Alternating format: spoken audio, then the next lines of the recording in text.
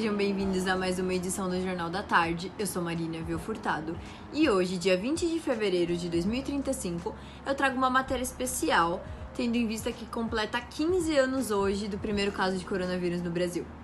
Bom, hoje sabemos que a doença foi erradicada, a OMS declarou isso há 5 anos, haja vista que não há mais casos da doença em nenhum país do mundo, mas é importante a gente ter em mente que isso poderia não ter acontecido. Em 2020, a gente vivia um cenário de completo isolacionismo internacional, em que os países não cooperavam entre si e as informações não eram compartilhadas entre eles. Isso prejudicava vários âmbitos das vidas das pessoas e mudou graças ao surgimento de um grupo de pessoas chamado Cura, que buscava cooperação internacional, o que trouxe transformações radicais nas vidas das pessoas, além de o fim da doença, obviamente. Bom, para começar, acho importante falar sobre o IDH. IDH é o Índice de Desenvolvimento Humano, e ele é um parâmetro muito importante para medir a qualidade de vida das pessoas. Em 2020, o país que apresentava o menor IDH era a Nigéria, de apenas 0,304. Enquanto isso, países apresentavam IDHs muito altos, como a Noruega, de 0,954. Hoje em dia, sabemos que não há essa disparidade entre o IDH de outros países. Eles oscilam entre 0,7 e 0,950, o que é muito benéfico, porque significa que mais pessoas têm acesso às condições básicas garantidas pelos direitos humanos, uma educação de qualidade, uma saúde de qualidade e também baixos índices de mortalidade infantil, baixos índices de analfabetismo no país. Então isso tudo foi muito bom e foi graças à cooperação internacional. Bom, outro aspecto também é o econômico. Antigamente, os países eram facilmente classificados entre desenvolvidos e subdesenvolvidos, e o critério era majoritariamente econômico. Hoje em dia, não há mais essa distinção, porque os recursos dos países são muito similares. Tudo isso graças à cooperação, que tornou possível que um plano fosse criado para drenar recursos dos países mais ricos para os que tivessem menos recursos, o que tornou possível nivelar a condição dos países. E é muito justo, tendo em vista o passado histórico em que vários desses países tinham sido explorados pelos desenvolvidos, como no colonialismo. Bom, outro aspecto a ser tratado é o meio ambiente.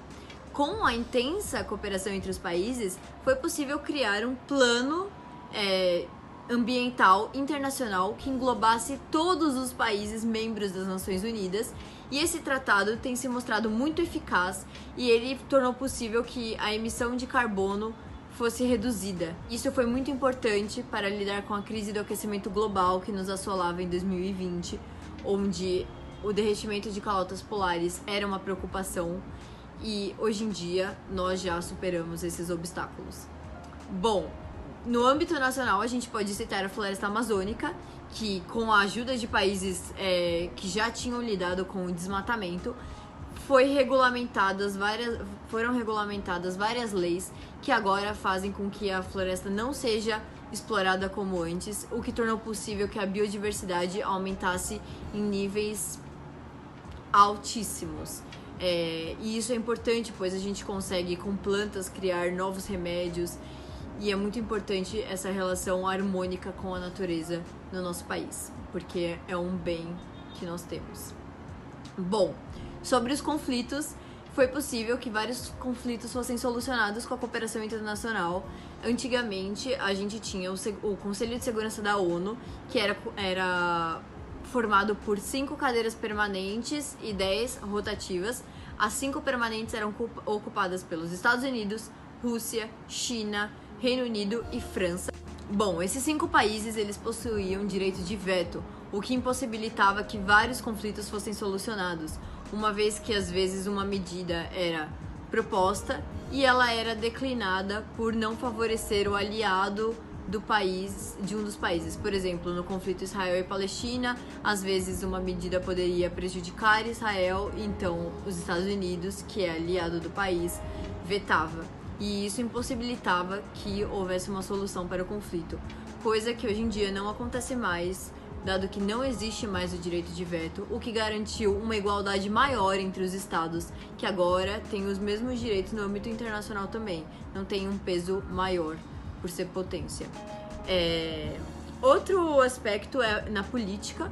Antigamente os países eles tinham líderes mais conservadores, eles eram mais voltados para o âmbito nacional, e hoje em dia os eleitores eles privilegiam cada vez mais candidatos com propostas de união com os outros países, de cooperação internacional, o que tem feito que as pessoas se enxerguem cada vez mais como pertencentes ao gênero humano, propagando solidariedade e empatia e diminuindo mazelas como a xenofobia. Hoje em dia é muito mais fácil de uma pessoa morar em outro país e ter um trabalho em outro país do que era em 2020. Por fim, os esportes. Os esportes têm unido cada vez mais os países da forma cultural. Existem vários torneios, várias competições de futebol, de natação, e isso tem unido vários atletas e várias pessoas, e é muito saudável e é muito bom internacionalmente, para os países se verem como amigos, colegas e parceiros em todos os âmbitos, não apenas no político e no econômico. Bom, dito isso, eu irei entrevistar um dos membros desse grupo chamado Cura, que eu mencionei no começo da matéria, que foi muito importante para que tudo isso acontecesse hoje em dia, e irei fazer algumas perguntas. Olá, Lidiane, tudo bem? E a Marina, eu fico muito feliz com o seu convite para participar do jornal, porque realmente 15 anos, nossa, nem parece que faz tanto tempo assim. Primeiramente, na sua visão, o que você acha que mais mudou da época de 2020 para os dias de hoje? Sim.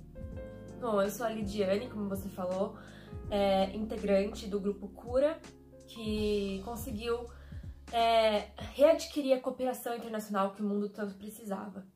Bom, a gente estava vivendo uma fase muito difícil, o governo não tinha mais poder, tinha diversos outros grupos tentando obter esse poder por maneiras violentas, e ninguém buscando a cooperação internacional, buscando a resolução real do problema que nós vivíamos. E, inclusive, eu ouso dizer que o coronavírus não era o maior dos problemas que a gente enfrentava naquela época, era só mais uma consequência do que todo esse isolacionismo gerou para o mundo.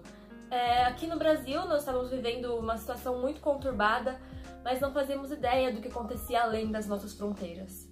O mundo de 15 anos atrás culpava a globalização por todos os problemas atuais e tentava buscar no isolacionismo a resolução dos seus problemas, achando que se nós ignorássemos o resto do mundo, seria mais fácil resolucionar os problemas do próprio país, da própria nação.